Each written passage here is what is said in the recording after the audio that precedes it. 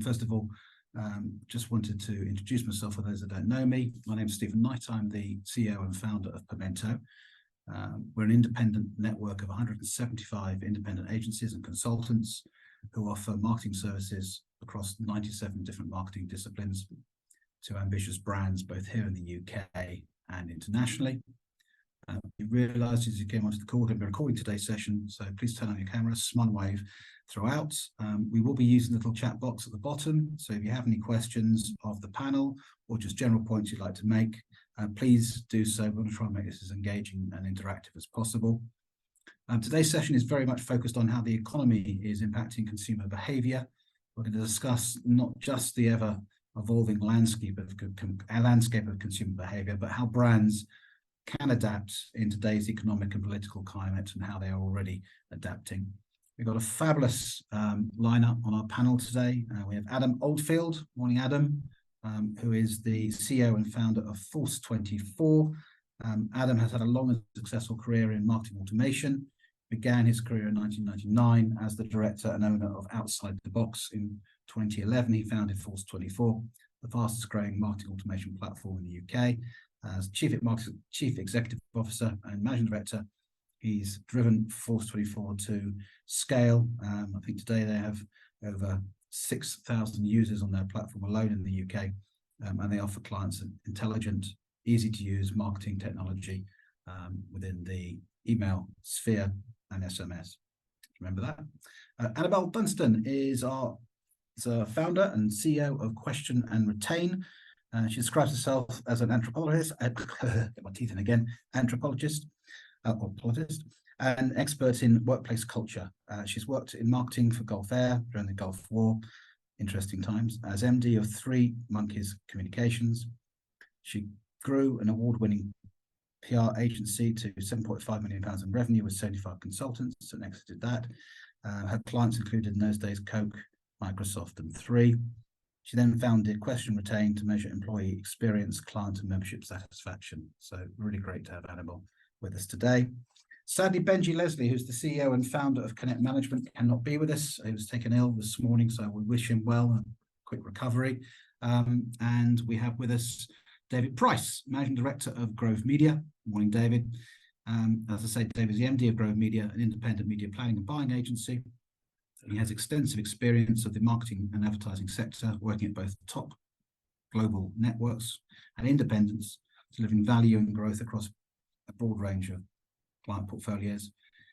David is one of the architects of the agency's real-world approach to media communications. Okay, so thank you, one and all. I'm going to start a little bit different today. We're going to start with a bit of data. We were fortunate that one of our Pimento members and our regular insight and pollsters, Savanta, put together some data for us for the conference last week, which, to be honest, we didn't have an opportunity to share, but is entirely relevant for today's conversation. So I'm going to put that on screen, if I may. So share that with you now. Only a few slides, but it kind of sets the context for today's conversation. Let me just go on to the slide. Can everyone see that? Thumbs up, everyone? Yeah, brilliant. Okay, cool. So there's been obviously a couple of pieces of data that have come in since this was put together, which was just before our conference last week. One, of course, was the inflation rate, which was published last Tuesday, I believe, which was still at a staggering 6.7%. Interest rates were reviewed by the Bank of England, and after 14 successive increases, they decided not to push them up this time. So they have remained at 5.5%. What does that mean? Well, it means the cost of living crisis is very much still biting families, and a large number of them in the UK. In fact, if we look at the number of people that are going without, it's risen from May of 22 through to May of 23. This is a different piece of research that's done by Savanta on behalf of the Joseph Rowntree Foundation. Those of you who are very familiar with their work. Their next dip will be in October, and if I was a betting man, I would suspect there'll be an increase on the number of low-income households that are really going without daily essentials like food. If we look at actually the key areas that they're having to go without, it varies enormously from worryingly prescriptions right the way through to going without meals or skipping the number of meals they take. All of this obviously has a major impact on consumption. If you can't afford to eat, you can't afford to heat your home, then you're not going to be actually consuming as much because you're unable to, because you haven't got the money. So when we come to talk about actually the impact, you will see there that we've got approaching nearly 4 million households, in fact, in some cases more than 4 million households in the UK who are regularly going without. And remember, the total number of households in the UK is 28.2 million. If we look about sort of optimism, and we sort of look about the upturn in the economy and how people feel, this has been tracked all the way back to COVID. So this is a continuous tracking study that is undertaken by Savanta, and we get access to this data on a regular basis. It's really interesting and very useful, and tracks all sorts of attitudinal perspective from consumers. We will also look at business, which we'll show in a second. But if you look across there, you can see throughout that period, everything that's above 0 is in positive territory. Everything below 0 is tracking negatively. So healthcare is way down. The economy is still, whilst it began to kind of creep up in December 22, people being optimistic about the future of the economy, it's beginning to tail off. And we have seen, to be honest, this year there has been some good business. Business has been in Q1 and Q2 has been pretty sound. However, I think all of us are now beginning to experience a bit of a downturn in demand, fueled by a number of different factors, which we'll go into. So let's look at business. Key things that are basically challenge us are rising energy prices is still a concern to businesses. Obviously, we've seen some stability in the last few months, and hopefully some competition coming back into the energy sector. Certainly, a lot of the increases in energy prices have been passed on to business more significantly than they have households. So some of you may actually be looking at household bills that actually may be coming down in the energy sector as the government revises the cap. But businesses are deeply concerned about remaining profitable, concerned about cash flow and working capital, so people are taking longer to pay, and equally too, because interest rates are higher, clients are hanging on to their money longer, and businesses in general are hanging on to their money longer. And we are seeing a tail off in customer demand. So 26% of all businesses are saying they're getting a 26% over a quarter in demand. Okay. If we look at confidence, which is one way in which we can track people's feelings, are they feeling positive, extremely positive, fairly positive, neither positive or negative, fairly negative or extremely negative? To the question, how do you feel about the current health of the UK economy? You get some idea of actually how it's drifted since 2013. So you can see over that period of time how there's been essentially a downward curve. That said, as I say, in the last 3 quarters, or the last 3 periods this has been tracked, you've seen an upturn between December to June. So really the next set of data is going to be very telling. Unsurprisingly, startups are the most confident. If you weren't, why would you do a startup? 6% are basically talking very positively about the future. Remembering that small businesses account for something like 90% of all UK businesses, possibly more. In terms of small businesses, they are all feeling, I think, less optimistic. Bigger businesses, however, are showing the same level of optimism as startups.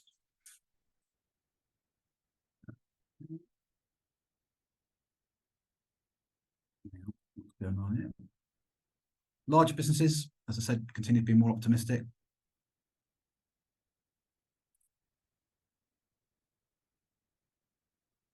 And that's mirror again in the growth versus decline. And actually, this is something that came out last week. I mean, agencies, by their very nature, are optimistic organisations. And despite the fact, obviously, small businesses are talking about a decline, the agencies in the room, at least last week, were actually positive about the future, with, I think, around about 60%, suggesting that they thought that their revenues would increase next year over this year. However, you have to take inflation into account. And I think you had a couple of points you wanted to make there. I'm just going to come out of the screen. Adam, I think you had a couple of thoughts. I'm just going to put you into the Yeah. Thanks, Stephen. Just wanted to just quickly have a quick look up across the estate. And as Stephen's already mentioned, we represent around about 6,000 marketeers from a wide variety of different sectors. And just before the call, we did some analysis on prior year to current year general top level engagement. So we took open rate, click rate, browsing web behavior, and goal conversions. And it's relatively subjective, but what the basic trend that we're observing is it is a 2% increase on open rate on average that we're observing at the moment, with a 0.4% increase in click rate on this time last year, with a web browsing behavior up 2.8%. Now, those initial stats are sort of leaning towards the fact that people have their eyes open, they are looking, they are engaging, but goal conversions down at 2.4% says that the top of the funnel strategies are bearing less fruit, and our direct communications are not delivering quite what they were in the prior year. And the only other piece, David, which we mentioned earlier on, was around the Statista marketing budget increase. Statista claimed 22 to 23 marketing budgets have increased 4.5% against an inflationary rate of 10%. So it's a net reduction of 6% overall. So it sort of gives the sort of sentiment that people are looking, prepared to engage, but pushing that button is something that we're finding harder and harder at the moment. Okay, so the outtake from that is that people are shopping around, but they're not necessarily committing at this stage to make high value purchases. Because I know you tend to cover the automotive sector, travel, hospitality, etc. Whilst they're not discretionary spend, they're the sort of spends that one can push back and push out a little bit. Someone who sort of keeps their ear very much to the ground, what are clients telling you about their intentions and their views on spend at the moment? Yeah, thanks, Stephen, and thanks for inviting me to join the panel. I suppose just by way of background, that the position we occupy is that very unique thing of being able to talk to agencies, but hearing what their clients or brands are feeling and thinking. So we gather a lot of feedback on what the challenges are that our agency clients are feeling. And I think clearly there's a disparity. Agencies are trying to drive revenues and push their costs up, and clients are very facing very tight economic situations. There's a disparity in that area, but in specifically what brands are having to do are having to really resonate with their consumers, their clients, their customers, to understand the pressures those customers are under. So I think there's a real sense of how can we prove cost effectiveness, how can we understand consumers' financial challenges, emphasize the value that we can provide as a brand, and providing practical solutions. So a real consumer-centric approach, I think like never before, that's really come to the fore, and that's what's keeping brands awake at night. How can they prove that? I think this whole talk is around how do you engage and get loyalty. I think engagement is the new loyalty. They might not come back to you each day, but you've got to continue to engage with those consumers outside of the times they might be coming through your doors or buying your products and services. So consumer-centric approach, definitely high on brands' minds. To be able to adapt and be agile, we saw that during COVID, the P word, everyone having to pivot their model or their approach in order to retain their customers. So I think agencies are doing the same. They're having to adapt their strategies and tactics, talking to brands and really listening and understanding what they need. And those agencies that do listen really well and can respond to the brand managers, brand directors' concerns will win. And collaborating, so greater collaboration and integration. I think cost of living crisis is hitting everyone. It does really require a holistic approach. So if you can collaborate, integrate across comms, branding, advertising, and SEO, and working cohesively, and agencies can be much more impactful and create effective strategies. So I think it boils down to me always in these areas, that relationship. Agencies need to listen really carefully to what the challenges are. Brands need to hear adaptive return on investment and cost-effective strategies from their agencies. So that was a ramble, but consumer-centric, being able to adapt and being agile, and to be able to collaborate and integrate are my three key watch points, I would say. Yeah, interesting. Let's build on that for a second.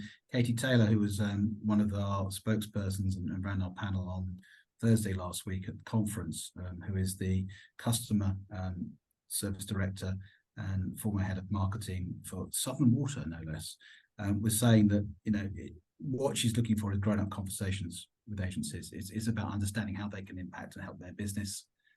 In her case, obviously, it's slightly more challenging, but equally so, you know, what clients want is best advice. What they're looking for at this stage is agencies that can help them with some really tough issues at the moment.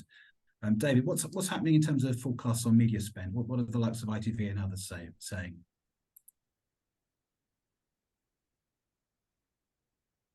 I'd echo really what Adam has already mentioned. You know, across the board this year, you know, ad spend is about forecast about 4.5%, which in real terms is, you know, an actual, you know, negative position. You know, ITV being, you know, quite bullish going into Q4. There's a lot of activity, but I think the reality is for this year, you know, TV as a whole will probably, you know, be 1 or 2%. It's really online digital spend, which is, you know, driving the spend for this year. And I think with the agency, we're kind of mirroring what's happening, you know, in the market. We've got a really broad client portfolio. So we're active, you know, with many retailers, destination shopping, upmarket furniture brands, education, right the way through to arts and entertainment. So we think we've got a good feel for what's happening in the market, and it's really a mixed picture. Depends which sector you're in. We're seeing some pressure on budgets going into Q4, Q3 and 4, which is reflected in more lower bottom of the funnel, short-term ROI solutions. And that's really at the expense of upper funnel prospecting, more brand orientated comms. And I totally get why brands and clients are doing that. You know, there's a lot of pressure on business performance in the market. But, you know, we do have to make the clients and brands aware that, you know, over dependency on short-term promotional led strategies can lead to consumer dependency in the long run and ultimately loss of profit. So you need to get the balance right between your more response versus brand and prospecting comms. And there's loads of research in the market, which is really good, robust, from the IPA and from Kantar, which demonstrates, you know, the negative impacts on brands of going dark or cutting budgets in significant economic, you know, challenging climates. So what we're saying is basically, you know, to our clients, you know, hold your nerve, you know, continue with spend, because you'll be stronger in the long run when we come out, as we surely will, into an upturn when things get better. Okay, thank you very much, David, on that. I mean, I guess the little bit difference this time around is that in the past, what we've seen is people transferring their spend, as you say, into more short-term promotional activity, and that may well be them moving activity from, say, above the line, which is what we used to call broadcast media, television, radio, elsewhere, into much more digital-led media. However, given that 2/3 of all media is now consumed in the digital space, where are they going? And there might be a question here for Adam. Are they within digital? Are they now less focused on PPC activity, more focused on, say, paid social, outbound email, etc.? What's Adam's view on that? Yeah, so obviously we operate within the direct comms sphere. So you know, our view and sight of paid media spends is fairly limited. But what I can tell you is quite interesting is marketeers are seeing the whole direct comms spectrum come back to life. So by that, what I mean is digital is a direct comms strategy. So email, within is just a direct comms strategy, as is direct mail. And actually, where sort of 2015 to 2020, we saw budgets racing away from direct mail into email and SMS. And we're now actually seeing those budgets return back to direct mail. So we're seeing a huge resurgence in direct mail. Post-pandemic, direct mail effectiveness is through the roof. Unfortunately, I don't have any stats that necessarily back that up, but I'm sure individual clients would be prepared to share individual cases with us. So we're seeing marketeers see the full suite range from email, SMS, direct mail, then into high value goods where you'd have a human get involved, actually seeing that the cost on the direct mail is returning a better ROI pound for pound than escalating further up into a human discussion or just solely relying on those digital direct comms channels. Thank you. Yeah, I mean, if Benji had been here, I know he would have talked about obviously the importance and the increase in the influencer space. To give you some idea, his agency was founded less than 24 months ago. Today it's doing £1 million revenue a month on influencer, and it just shows you a phenomenal increase in that particular channel and the importance that's given to it. And what is worth knowing is it's not just 18 to 24-year-olds basically from various different TV shows that are out there basically influencing and promoting their wares. It's actually significantly now actually a broad range of different age groups, different demographics. TikTok now has a significant number of 50 pluses basically engaged and spending an hour, 2 hours a day on TikTok. So things are changing in that space, and influencers are having influence over much broader ranges, both in the B2C and equally in the B2B market now. So a lot happening there. Annabelle, back to you. I mean, you touched on this a second ago, but I'd like to kind of explore it a little bit further. And it's just really about trust. The Advertising Association have just published this week their largest ever piece of research into trust and how consumers view advertising, and that's in its broadest sense. I mean, advertising these days is anything that basically is paid for communications or it's content or whatever.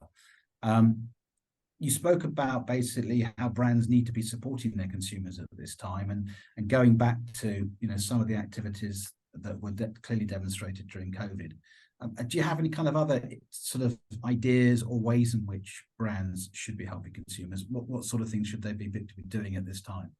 Yeah, I mean, trust you mentioned in that sentence is really, really key, and that's the kind of underpins everything. Consumers are so savvy. If we could jump back 50 years, it's a very different audience we're marketing to. And so they will be very wary of what's coming at them and much more gemmed up about what's fake and what's not, and what's going to deliver them value and benefit. So data privacy and trust absolutely should underpin everything. Lean heavily on your legals if you're an agency promoting, making sure that all those hygiene factors are in place and that you're being transparent about your data policies with your consumers.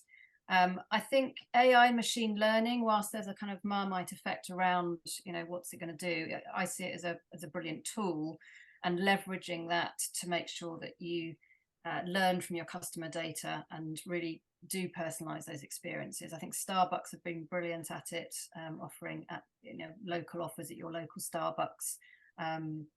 Nike have done perhaps a little older campaign now, but Nike by You, personalizing your sneakers, your trainers, and giving you that opportunity to really put your stamp, your personality into a product that's being served up to you by a national or global brand.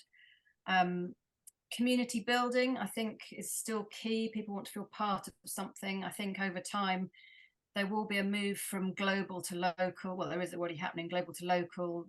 Perhaps you won't be shopping so much at the Waitrose, you might be trading down to the Aldis and Lidls, but actually it might even come to your corner store being your main provider. So I think that community sense around what you're buying and consuming will become ever more key, and the 20-minute city idea is gaining in popularity. So as a brand, looking to how you can hyper-personalize, but at a local level. And I think sustainability, we'll come on to that, I know, later in this session, but I think it is key, but it's when people have to dig into their pockets to actually pay for that added premium. If a brand is offering something with sustainability as part of it, there might be some disconnect during the cost of living. So yeah, lots to think about there, but I think brands need to really protect privacy and data transparency. That's absolute underpins everything. And then look to how to localize and regionalize your offers so that it talks to people as part of that community building. That's my penny's worth. Thank you. Yeah, Kenyatta from the Co-op last week was talking about actually local communities, and very much Co-op has positioned itself as a member of those communities and uses the personalities and the force of their local teams to be able to actually engender and develop the relationships with people. That's right. David, He said something really arresting at that conference for those that didn't attend, which it really stood out for me. Was he said that he's at the co-op and got a really interesting background, and he brings the luxury, the code of marketing luxury goods. He's bringing those codes into retail. So big transfer for him to be working at the co-op. But the thing he said that stood out for me was that yes, co-op have their purpose, but actually that doesn't matter to the consumer so much. It's about their purpose that you've got to tune into. And he said, we've gathered all this data over decades at the co-op, but we don't really know our customer. So he's working to do a whole change in approach to really understanding what the customer's purpose is. Why do they walk through the door? And I thought that was really interesting, because we work so hard to work on our own purpose as brands, but actually we've got to understand what's motivating the consumer ever more, I'd say. So I thought that was really interesting. That was a good point. David, I'll ask you a question a bit about retailers, but before we go on to talking about that, the other thing that Kenyatta did reference, and then I think this is probably true of a lot of retailers, and I don't know how many retailers have got on today's call, is that a lot of them actually are seeing a substantial increase in petty theft. And that obviously has both an impact on their bottom line, but equally too, it has an impact on their colleagues. And he was talking about the fact that they are having to basically, obviously crack down on this to protect their colleagues, because there have been instances where people have got aggravated burglary effectively at the point of sale, where people are basically coming in and whipping stuff. And to be fair, whenever we see a kind of a turn in the economy and people actually don't have money in their pockets, and obviously you will see petty theft going up, but actually it's how retailers are responding to this. And obviously, we know all the stories about food banks. We were all very aware of the fact that this is not something that's actually unique to people who are unemployed. We've also got people around the UK who are on low wages who are having to also use food banks. So I was just fascinated to understand actually how retailers are responding to that, and how they were coping and dealing with that, because it's going to be a phenomenon which I suspect over the winter is probably going to get exacerbated. David, back to you. The retailers that you work with, obviously a lot of entertainment retailers, people are working theatre, culture in general. What activities, what are they doing, both on pricing and in terms of availability of their content? Yeah, so before I get into that, I thought Annabelle touched on some really, really important points, actually. And the first one was location. We're living in a country where, mobility is reduced. We are still not up to, in terms of journeys, not up to the levels of pre-COVID. So I think the current figure is we're about 15% below, or we, the number of journeys we take at the moment is 15% below pre-COVID levels. So that's really important from a media point of view, because we've now got to reach people in different environments. So, it's no longer just a question of, what they're reading, what they're seeing. It's when and where and on what device.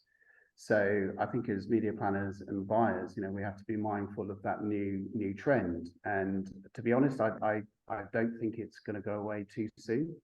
I think, localization is here. And addressable media, which I was going to talk about a little bit later, kind of, that's one of its core strengths. So, that's good for an offline, particularly media point of view.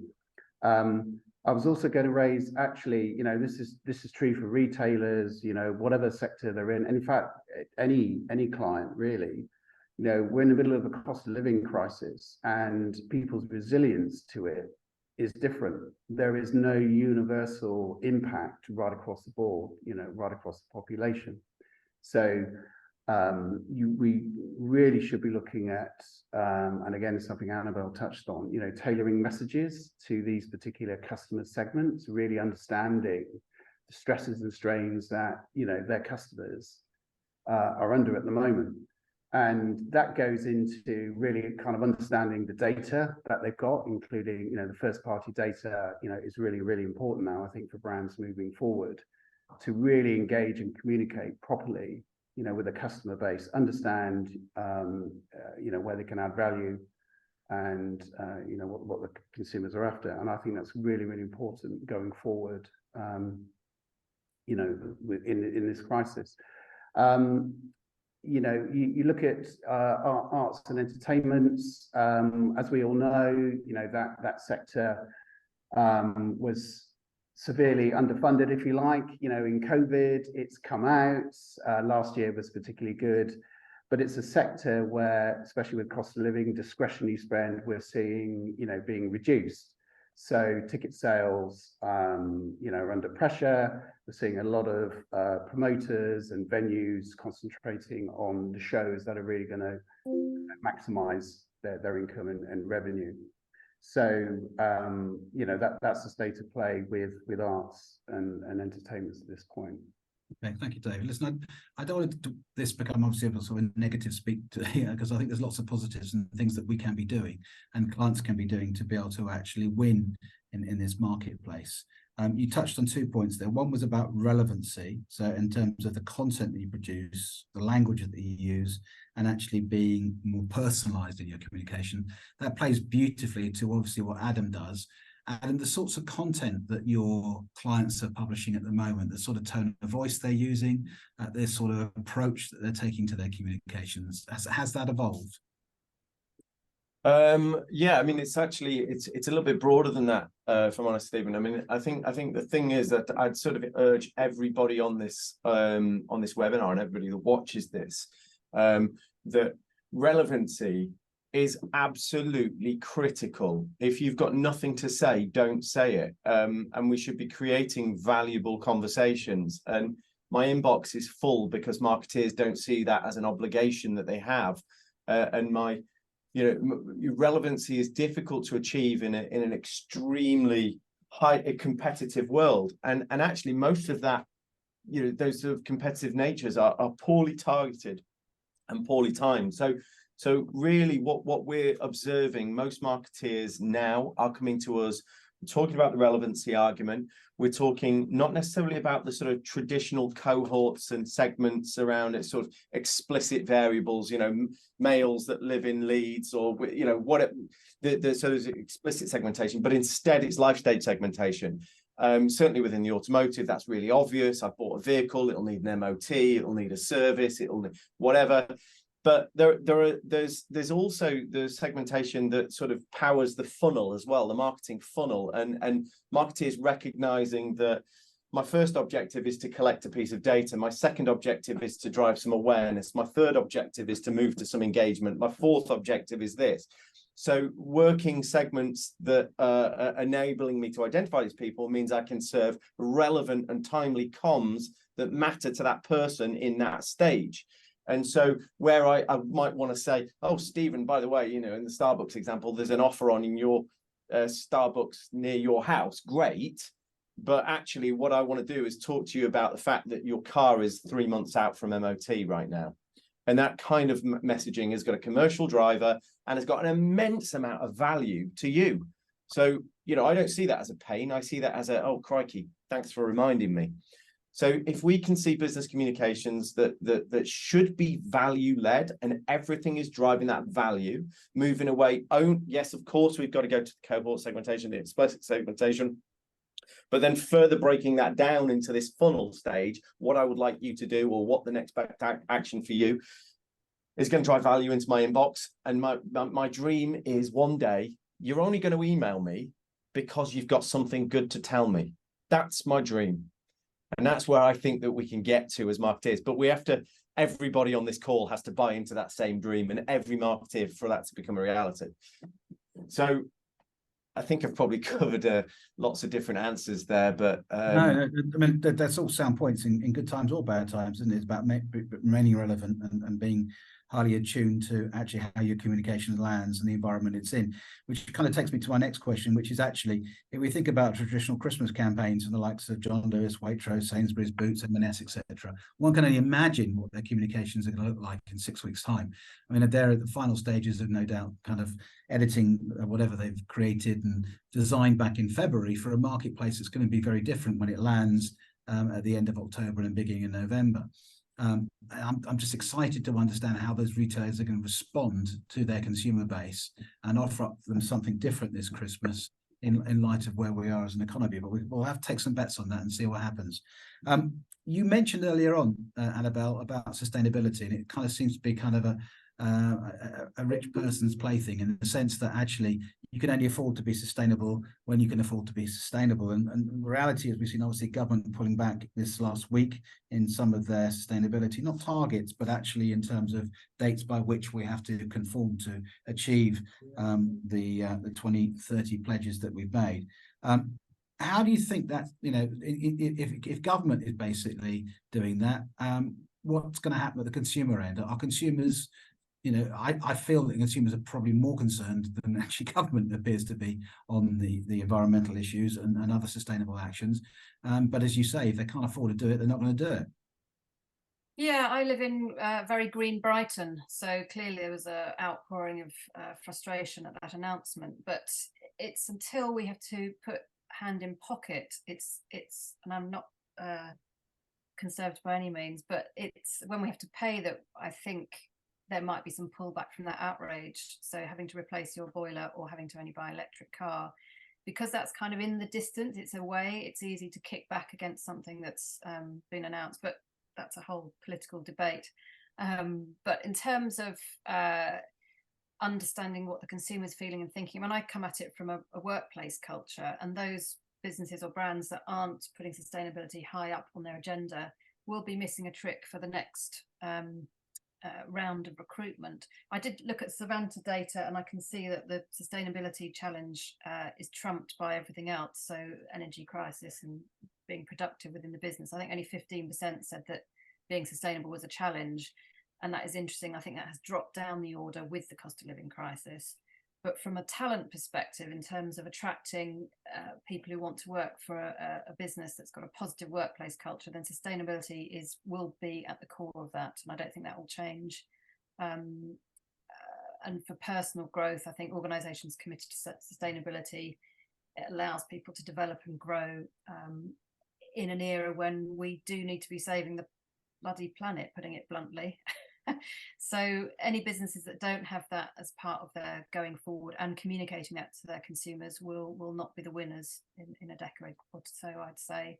I think we're so focused on cost of living at the moment and the Ukrainian situation and global supply challenges and rising costs that we can't really see the wood for the trees that are burning. So I think if you want to be a responsible brand, then you have to be doing the work now, and you have to be translating that and making it clear to consumers why you're doing it, how that value eventually ends with them.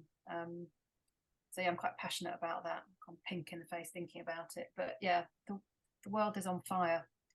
So sustainability is an absolute no-brainer, and it should be part of everyone's daily work considerations. If I could add at this point, we are seeing at small scale, admittedly, but new business pitches, especially tenders, RFPs, a requirement to demonstrate agency sustainability credentials. So we are starting as an agency to see this coming through, and we've already embarked on our B Corp journey. We feel as collectively as an organization that it's important for us, to lead the way. Our employees are bought into it, something they feel strongly about it, and I sense it's gathering momentum. So as a consumer point of view, whilst it might be down the list in terms of, versus cost, in terms of, what they purchase, I think it's a massive issue. And we've got to get over this, framing, climate sustainability as an economic challenge. It's a challenge for humanity, being blunt with you all today, and it needs to be taken seriously.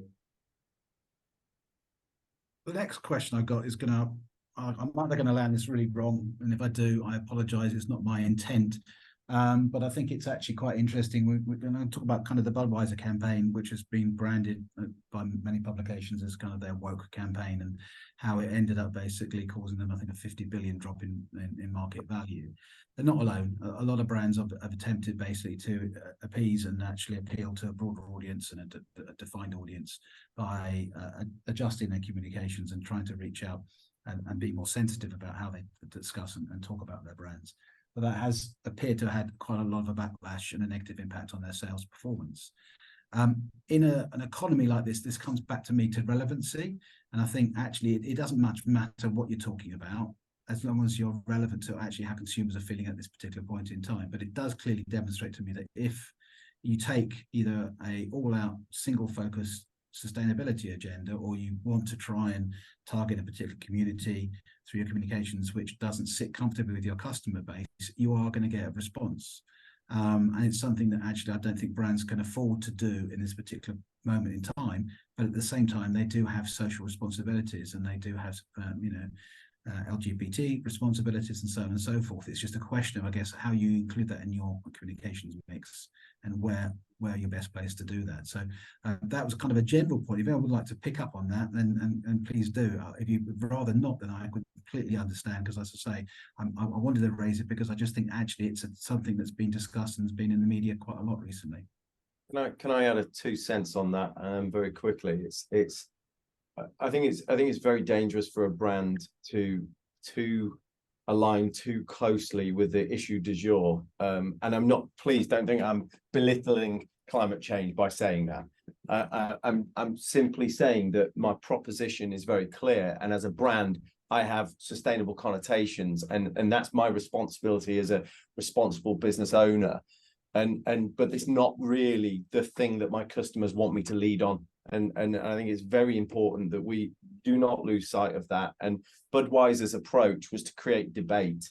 And it was either absolute genius or poorly executed. I'm not entirely sure which, but the point that it made the news, that ultimately is what going viral is about. And whether it had the positive impact that they hoped for, possibly not. I don't know. I've not seen any of the results from the campaign, but that's a really risky strategy.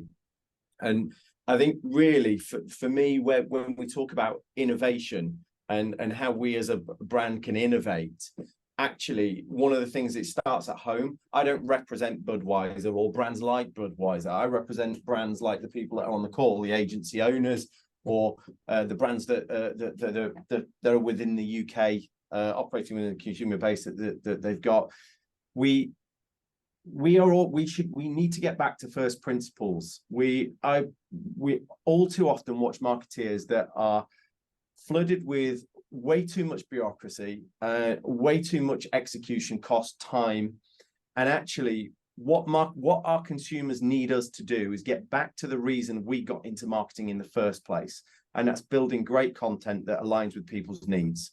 And if we can see that our way to doing that, that's the innovation I think we need to do. That's where I believe we need to be as a collective, as marketeers. Let's get back to our first principles and what we're good at, and that's what our consumers need us to do. They don't need us to be doing the things that it's very difficult to articulate my point. It was beautifully formed in my head, but it seems to have lost its steam a little bit now. But the point is that I want us to get back to what we know our customers love about our brands, and what why we exist as businesses, and connect with those customers at the various stages. Innovating sits outside of the things by commodifying the effort in reporting, execution, whatever it may be, so I can spend more time focusing on messaging and what matters to my consumers. Yeah, I don't disagree with the point you made there, and I think there is a role for brand activism, but it has to be authentic. And I think that is the issue with a lot of brands, that they sort of tipping their toe into areas where their brand fit and culture actually exposes them for basically either greenwashing or pinkwashing or whatever it happens to be. And the reality is, at a time when people are actually more focused on actually putting food on the table and they have other concerns, yes, absolutely, environment must continue to be part of our communications, and we all have those responsibilities. But I think it's about actually, as you say, it's authenticity, isn't it? And getting back to that. Annabelle, have I got it all wrong? No, not at all. And I think it's walking the talk is key. So it's what you're doing internally as a workplace. So, okay, I get your point, Adam, and the whole backlash around Bud Light. Yeah, maybe they took it too far, but I do think they've absolutely stimulated debate, which can only be a good thing, I would say. I think it's the American conservatives that will be most offended by by the fact they've used a trans model, but God, I could get really heated about this. What am I trying to say? What do I want to say? I want to say, from a workplace and talent perspective, then I think you have to have your house in order around sustainability. How much you then choose to share that as part of your brand promotion and communication to your customers and your segments, then that's a debate, and that's probably beyond my pay grade to understand and explain. But I think we have tremendous reach as communicators and influence as brands, and so if we're not doing that within the walls of our offices or our remote workers and getting the message out that we need to be thinking about sustainability and doing the right thing, then we're doomed. Yeah.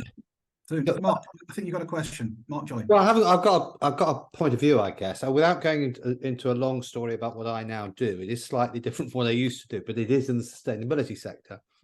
And I think the point I would make is that there are three things operating at present. There's the culture wars around things like trans. It's very apparent that lots of the right-wing media are very opposed. There's absolutely the political and media culture war around sustainability. I mean, the announcement from Sunak last week, followed by the oil licenses this week in the Outer Hebrides, or today. And I think then there's that kind of obviously the state of the economy, but overlaid on that, I think there is, for some years we've been suggesting that brands need to talk about their values and what they stand behind, and because that's how their customers recognize them, as well as their price. And so that thing about what do we do well is relevant offers and price and so on, but it's also about businesses that we want to do business with because they reflect our values and so on. And for me, I think sustainability absolutely does need to be part of the direct dialogue, done subtly, and often something released internally works very well externally. You don't need to advertise it, but that sometimes strong feelings, I suspect, bleed out into overtly too direct a piece of communication, like the Bud Light thing. I think the Bud Light thing is simply a miscalculation. I don't think it's wrong in principle. Had that been a targeted piece of social media influencer activity, we wouldn't be debating it. It was the fact that it went front and center and felt too strong. But I slightly disagree. If we park our values behind the current needs of price and economy, then I do think that kind of anti-woke right-wing government pushing away those things, because if you gave Trump and seemingly the technocrat Sunak the opportunity to wipe it all away in order that they could gain their political advantage, they would.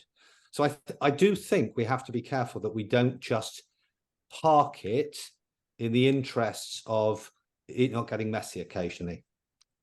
I think you're absolutely right, Mark. And another thought that came to me as you were speaking was, I just think Bud Light are way ahead of the curve. If you think about media and images we see now and the disability rights, and now that we see programs with much more visibility of those with visible disabilities, it's transformed in the last decade. And I'm sure we'll see more trans as mainstream actors on our TVs and in our films. And I just think Bud Light have really stuck their chin out on this, and different minority groups need to have visibility and role models in mass media, and Bud have taken and if I add one more thing, and then I'll turn my mic off, but sport is the sector in which I'm specifically looking at sustainability.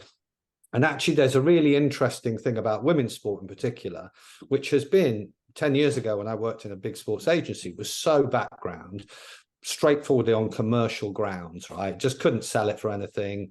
I remember working on the Tour of Britain, and the women's rights were 50 grand and the men's rights were 2 million. That was the contrast, right? Now suddenly commercial breakthrough, we've had a World Cup, some people watched, women have got better at football, and it's kind of come to the forefront. The problem is, same with Paralympics in 2012, is if we allow those things to eventually only come to the forefront because the money made sense, we make no real progress. And yet now it's happened. Everyone's going, oh, at last, women's sport. I knew it would always happen.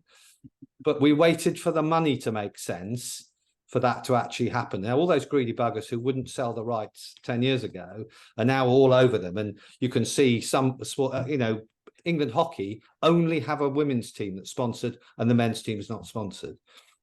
So it is it's a complex thing, but I do think part of working in marketing is about, we are as important as the media are in terms of expressing the values that society should live by, because we have a platform on which to do that. And yes, I agree, Bud Light probably got it wrong, but I think if we park it, we'll never make any progress.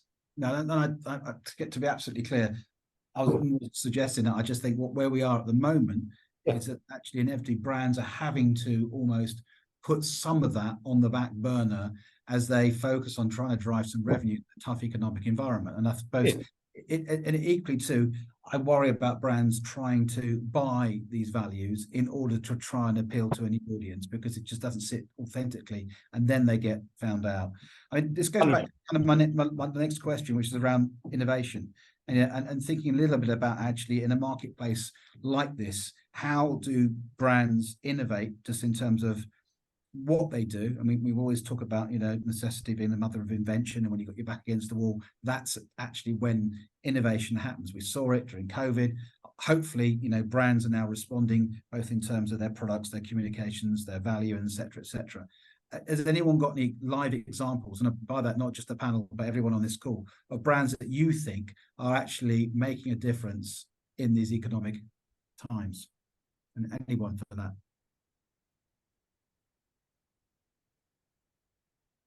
We've seen, obviously, the likes of even Waitrose now basically extending their essentials range to now basically having sort of £10 dining in meals, which was a reduction from their original £20. So they kind of cut that proposition in half. We also I'm happy to jump in with a real life. So in my other life, I'm an Airbnb superhost. And so I've followed the progress of Airbnb over the last 10, 12 years. And they have got really, really smart about innovation and how to really get my interest as a host in order to how to improve how I host and how to direct people to my accommodations, and how to excite and interest me and keep me engaged as a superhost.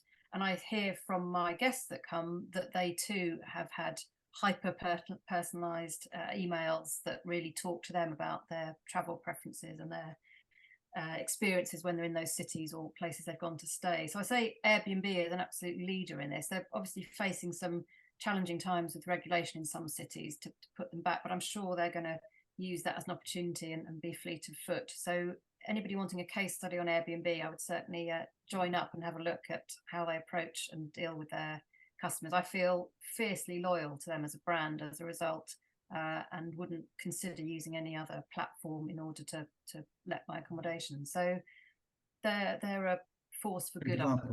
Yeah, okay, well, a good example to end on. I'd like to thank everybody for basically joining us today. I recognise the number you got calls at midday, so we're going to probably tail off there. All I would like to do before we go is for both members and non-members, I just put onto the chat box a link to our next 6 p.m. club, which is taking place on the 19th of October. It's in lovely Norwich. Norwich, as we say, is nationally significant as a creative cluster these days, with an enormous range of local and regional partners supporting some of the fastest growing industries in the UK, including screen and gaming industries, digital storytellers, publishers, designers, and TV and film producers. And we have, I think, about a dozen agencies we work with up there. So please all join us. I'd also like to thank our panel, Adam, David, and Annabelle. Thank you for joining us, and all of you in your various offices and homes across the UK. It's always great to see you, and hopefully you can take in some takeaways from today's conversation. I think for me, it's about actually putting yourself in the shoes of your clients, thinking about actually what business issues are they facing, what brand issues are they facing, what product issues are they facing, and how can you have impact on that? How can you help them through what's going to be a sticky period?